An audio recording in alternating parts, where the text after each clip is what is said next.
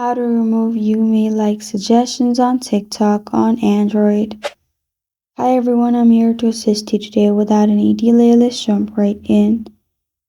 Search TikTok icon at your display, hold on to TikTok, and then click on App Info. Click on App Info, and then click on Storage and Cache, which is the third option.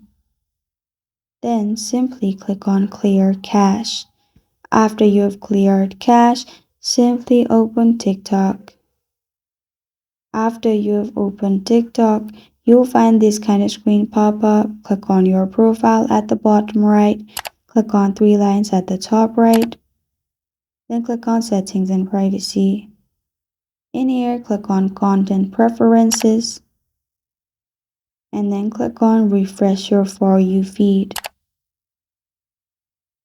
Click on Continue at the bottom.